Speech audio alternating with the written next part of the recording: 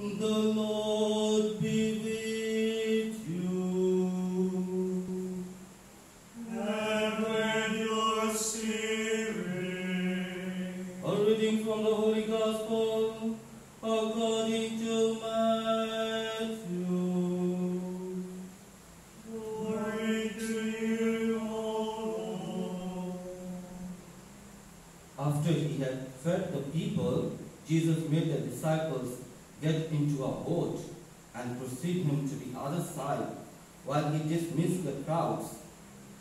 After doing so, he went up on the mountain by himself to pray. When it was evening, he was there alone. Meanwhile, the boat, already a few miles offshore, was being tossed about the waves, for the wind was against it. During the fourth watch of the night, he came toward them walking on the sea. When the disciples saw him walking on the sea, they were terrified. "It is a ghost," they said, and they cried out in fear. At once Jesus spoke to them. "Take courage, it is I. Do not be afraid."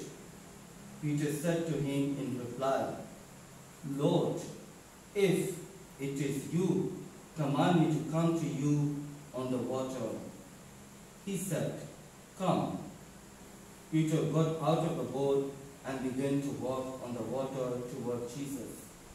But when he saw how strong the wind was, he became frightened, and beginning to sink, he cried out, "Lord, save me." Immediately Jesus stretched out his hand and caught Peter. After they got into the boat, the wind died down. Those who were in the boat did homage, saying, "Truly, you are the Son of God." The Gospel of the Lord. Praise to you, Lord Jesus Christ.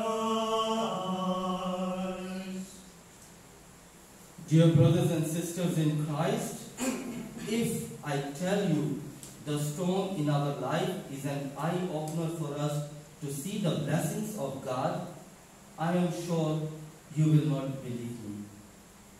As a young theology seminarian, when I was about to finish the theological studies, I started designing my own liturgical vestments for my priestly ordination. But suddenly, the storm entered in my life, and I was told by the administration to discontinue my studies and seminary formation. I've been under the seminary formation for almost 10 years, but within 5 minutes, all years of my seminary formation were put aside, and I was told to discontinue the studies and go home. After hearing the decision from the administration, I was broken. I became upset. I was hopeless.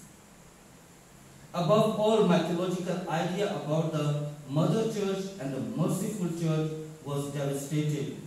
I started raising questions within myself, how the Mother Church can do this to her own child, how the Merciful Church can be so merciless. I think I was forgetting two things. First, the church is human and the church is divine, and I was dealing with the human. And second, everything happens with the purpose and for the purpose.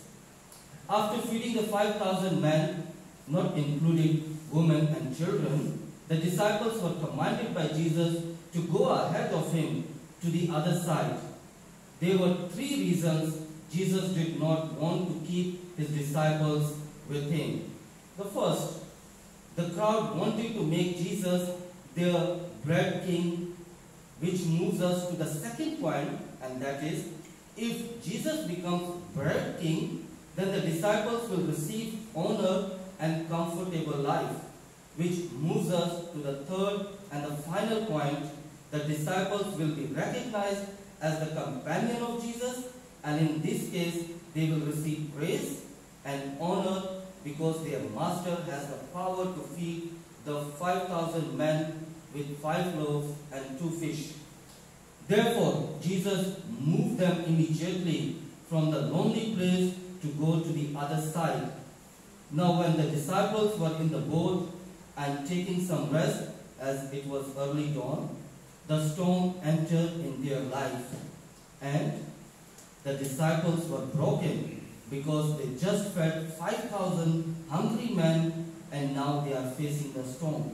The second, the disciples were upset because the master told them to go ahead of him, but now when they were in the problem, the master is not with them. The third one, they were hopeless because the storm was about to destroy their boat and their lives were at the risk. Amid the storm of brokenness, upset and hopelessness situation, Jesus walked on the water and entered in the life of the disciples. The Greek word in the gospel text is used as parakomai, which means the divine has come to take control of the situation. We can see in the book of Exodus the profound meaning of the parakomai, and I quote, "The blood shall be a sign for you on the houses where you live. When I see the blood, I will pass over parakomai, and no plague shall destroy you, and I strike the land of the Egypt." God passed over the land of Egypt and took charge of the Israelite situation. So when Jesus walked on the water and saw the struggle of the disciples, he took charge of the situation and storm became calm. It was through the action of Jesus the disciples were able to recognize the divinity of Jesus and called him the Son of God.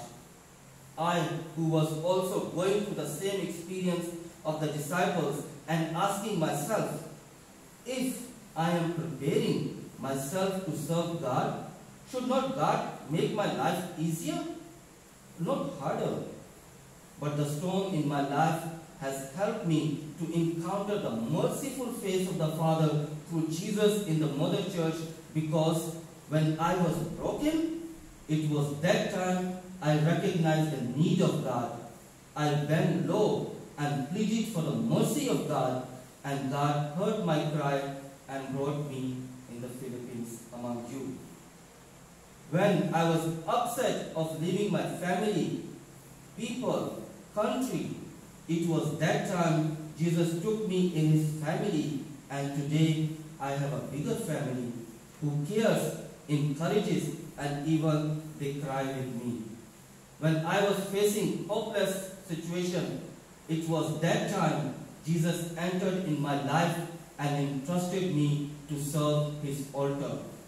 Hence, whenever any kind of storm, such as a spiritual storm, or family storm, or relationship storm, or parents storm, or children storm, or financial storm, never forget that Jesus is parakomai. That is, he is passing by to bless us. Therefore, we should never forget 3 things. Number 1, whenever we are broken, God's mercy is given to us. Second, whenever we feel upset, God's joy is shared with us. Third and the last, whenever we feel hopeless, God's name is glorified in us. We just need to remember one thing: either we are broken or upset or facing the hopeless situation, we belong to Jesus, who never leaves us alone in the storm. May Mary, the mother of Jesus and our mother, intercede for us to always call Jesus in the storm to receive the divine blessings.